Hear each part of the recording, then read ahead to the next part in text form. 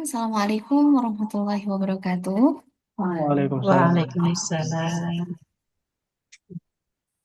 Alhamdulillahirrahmanirrahim. Wa bihi nasta'in wa ala umuri dunya waddin. Wassalatu wassalamu ala asyrafil anbiya'i wal mursalin. Imamil muttaqin. Wa alihi wa ashabihi ajma'in. Amma ba'd. Alhamdulillahirrahmanirrahim. Bapak, Ibu, dan teman-teman DKA yang dirahmati oleh Allah Subhanahu wa Ta'ala.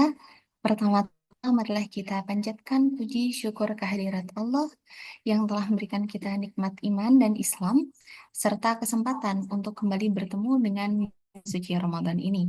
Dengan bulan yang penuh rahmat, bulan yang penuh ampunan, dan juga pembebasan dari api neraka. Amin. Amin, ya rabbal alamin. Kemudian salawat beriring salam semoga selalu terlimpah curahkan kepada junjungan kita Rasulullah Muhammad Sallallahu Alaihi Wasallam yang telah menyalakan cahaya keislaman sehingga menyinari seluruh jagat raya ini hingga akhir zaman. Amin. Baik, Bapak, Ibu, dan teman-teman DKA, pada kesempatan kali ini saya ingin menyampaikan salah satu kultum dengan topik Ramadan sebagai waktu untuk berubah.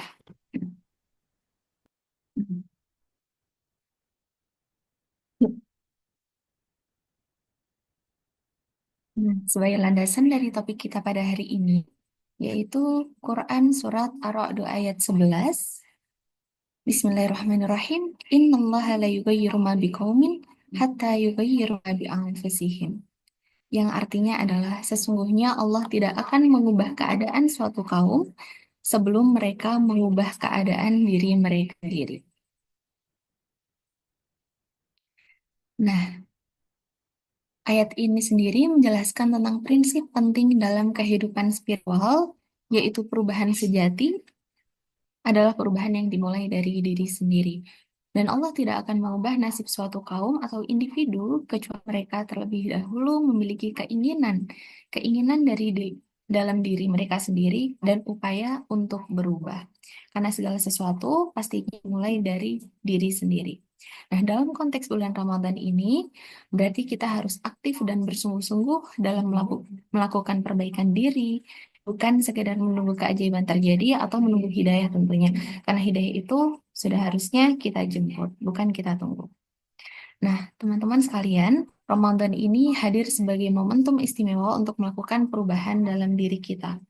Perubahan ini bukan hanya selama sebulan, tetapi diharapkan akan menjadi perubahan yang kita teruskan, yang konsisten kita lakukan untuk kehidupan kita setelah Ramadan nanti.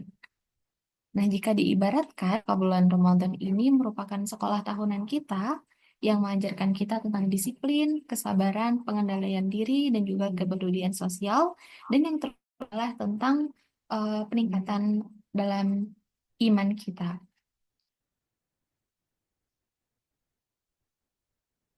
Nah, perubahan yang diharapkan dalam Ramadan ini saya bagi menjadi 4, yaitu yang pertama adalah perubahan spiritual, kemudian perubahan karakter, ketiga perubahan sosial, dan yang terakhir adalah perubahan pola hidup.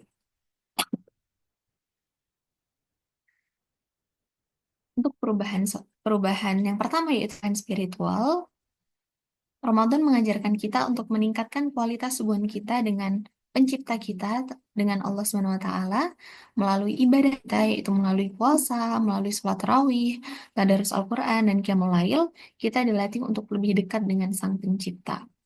Dan Rasulullah SAW bersabda, barang siapa yang menghidupkan malam-malam Ramadan dengan penuh keimanan dan mengharap pahala dari Allah, maka dosanya yang telah lalu akan diampuni. Hadis riwayat Bukhari dan Muslim. Nah, dari hadis ini kita mendapatkan kabar gembira. Nah, kabar gembira ini tentunya terutama diberikan kepada orang-orang yang bersungguh-sungguh beribadah di bulan Ramadan. Dan semoga kita termasuk dari orang-orang tersebut.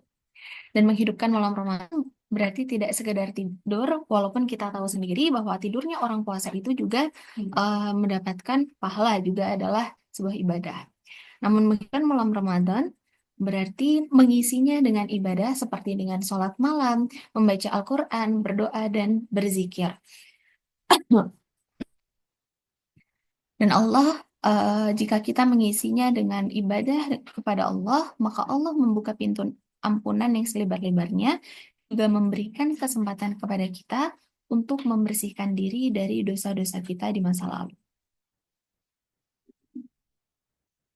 Perubahan kita, yaitu perubahan karakter.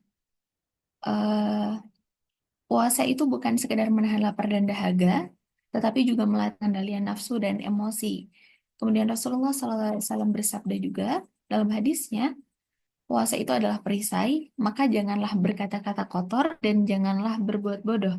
Jika ada yang mencaci atau mengajaknya berkelahi, maka katakanlah, aku sedang berpuasa, aku sedang berpuasa.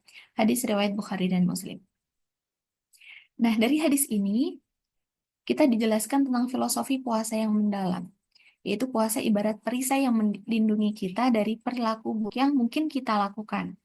Ketika datang godaan untuk marah, untuk berbicara kasar, untuk bertindak tidak baik, kita diingatkan untuk selalu mengikuti kesucian ibadah puasa. Maka dengan demikian, puasa tidak hanya melatih pengendalian fisik, tetapi juga pengendalian emosi dan moral. Dan di bulan Ramadan ini, kita diajarkan untuk menjadi pribadi yang lebih sabar, yang lebih jujur, dan penuh pengendalian diri.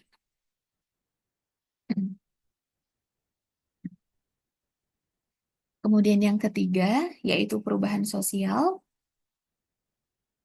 Dalam hadis, Rasulullah SAW bersabda, barang siapa yang memberi makan orang yang berpuasa, maka baginya pahala seperti orang yang berpuasa tersebut tanpa mengurangi pahala orang yang berpuasa itu sedikit pun.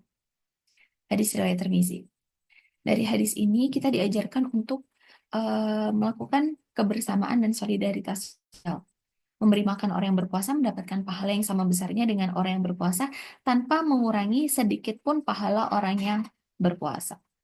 Nah, hal ini tentunya mendorong kita untuk saling memperhatikan, saling berbagi, saling membantu sesama, terutama kepada mereka yang membutuhkan. Di bulan inilah, di bulan suci Ramadan ini, kita diajarkan bahwa kebahagiaan sejati itu tidak hanya datang dari apa yang kita miliki, tetapi juga dari apa yang kita berikan kepada orang lain. Kemudian yang terakhir, yaitu perubahan pola hidup. Bulan Ramadan ini mengajarkan kita untuk hidup sederhana, untuk tidak berlebihan dalam makan dan minum, dan juga konsumsi secara umum, sehingga ini adalah kesempatan untuk mengevaluasi pola hidup kita yang mungkin terlalu konsumtif dan tidak sehat di bulan selain bulan puasa. Nah, namun dalam hal ini perubahan pola hidup ini juga sebenarnya merupakan tantangan bagi kita karena walaupun kita menahan dahaga dan lapar dari pagi sampai menjelang maghrib, mungkin ketika bulan puasa eh, kita masih berlebihan dalam makan dan minum, untuk makan dan minum segala yang kita inginkan tanpa memperhatikan apakah eh, sebenarnya apa yang kita makan itu sebenarnya terlalu berlebihan atau cukup untuk kita konsumsi. Baik, kemudian setelah segala penjelasan tentang perubahan yang bisa kita lakukan di bulan Ramadan ini, mari kita bagaimana menjadikan perubahan Ramadan ini berkelanjutan. Karena dari segala hal ibadah dan perubahan yang kita lakukan di bulan Ramadan ini diharapkan apa yang kita biasakan, ibadah yang kita biasakan di bulan Ramadan ini diharapkan dapat berkelanjutan setelah Ramadan berlalu. Nah, bagaimana menjadikan perubahan Ramadan ini berkelanjutan? Beberapa ini adalah tips. Yang pertama adalah tetapkan niat yang kuat untuk perubahan berkelanjutan. Seperti yang telah disampaikan di awal, bahwa segala hal itu berawal dari niat, innamal a'malu binniyat. Segala hal itu berawal dari diri kita sendiri, berawal dari niat yang kita tetapkan untuk apa-apa yang akan kita lakukan, konsistensi ibadah yang akan kita lakukan di setelah bulan Ramadan. Kemudian yang kedua adalah buatlah rencana ibadah pasca Ramadan. Mungkin kita bisa membuat planning lagi, walaupun mungkin kita sudah membuat planning di bulan Ramadan, tapi kita juga bisa membuat planning lagi setelah bulan Ramadan apa yang akan kita lakukan. Kemudian yang selanjutnya adalah jaga puasa sunnah 6 hari di bulan Syawal. Nah, puasa sunnah 6 hari di bulan Syawal ini diharapkan dapat menjadi langkah awal kita untuk menjaga konsistensi ibadah kita pasca bulan Ramadan.